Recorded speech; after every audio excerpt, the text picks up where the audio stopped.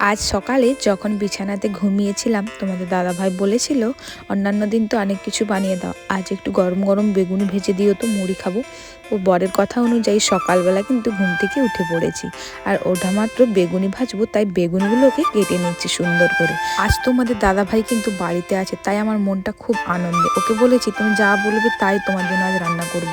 যেহেতু তোমাদের দাদাভাই অন্যের বাড়িতে মানে ডিউটি যাদের বাড়িতে হয় ওদের বাড়িতেই খাওয়া দাওয়া করে, তাই আজ ও বাড়িতে আছে, ওর কথা অনুযায়ী ও যেটা যেটা বলবে সেটা তাই কিন্তু আজকে বানাবো। অন্যান্য তেলে ভাজাগুলোর থেকে আমার কিন্তু বেগুনি খেতে বেশ ভালোই লাগে আর আমি বানাতেও খুব পছন্দ করি। রোজ সকালে কিন্তু তোমাদের দাদা ভাইয়ের জন্য আমার খাবার বানিয়ে দিতে হয় আর আমার এই কাজগুলো কিন্তু করতে ভীষণ ভালো লাগে। যেহেতু এখন আমি ভারী কোনো কাজই সেই মতো করতে পারি না, তাই টুকিটাকি এই হালকা রান্না বান্নাগুলো কিন্তু আমি করি। আমার শাশুড়ি মা কিন্তু সব কাজই করে নেয়, তাও আমাকে বলে করতে না, আমি কিন্তু ভালোবেসেই এগুলো করে থাকি।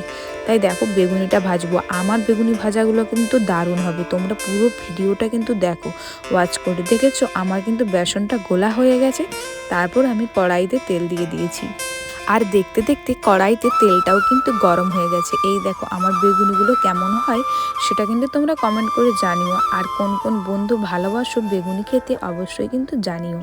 দেখো বেগুনিগুলো হচ্ছে, বেশি কিন্তু দেব না কারণ ফুলবে না, দুটো দুটো করেই দিচ্ছি আর অল্প পরিমাণ তেল দিয়েছি, অল্প খুব অল্প না, আমাদের বাড়িতে মধ্যবিত্ত বাড়িতে যতটুকু না দিলে নয় আমি সেই মতোই দিয়েছি। তেল দিলে তো এখন এক কড়া তেলেতেও বেগুনি ভাজা হয়, কিন্তু আমাদের অতটাও সামর্থ্য নেই বেশি তেল দেওয়ার মতো, তাই যতটা না দিলে নয় সেই মতো তেল দিয়েছি।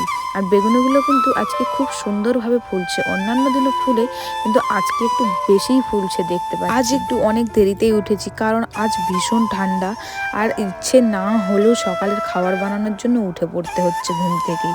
তাই দেখো সকাল সকাল উঠেও পড়েছি, যত বলি ভাবি একটু দেরিতে উঠবো একটু দেরিতে উঠবো, কিন্তু তার হয় না, তাড়াতাড়ি উঠে যেতে হয়। তাও আজ একটু দেরি হয়েছে অল্প, কারণ তোমাদের দাদাভাই বাড়িতে আছে, ও বলেছে সব দিন তো অনেক তাড়াতাড়ি উঠে আমার জন্য খাবার বানিয়ে দাও, আজ আমি বাড়িতে আছি একটু দেরিতে হলেও কোনো অসুবিধে নেই।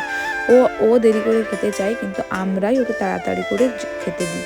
বেগুনিগুলো কিন্তু খুব সুন্দরভাবে ভাজা হচ্ছে, দেখতে দেখতে ওইদিকে আমার বেগুনিগুলো প্রায় ভাজাই হয়ে গেছে।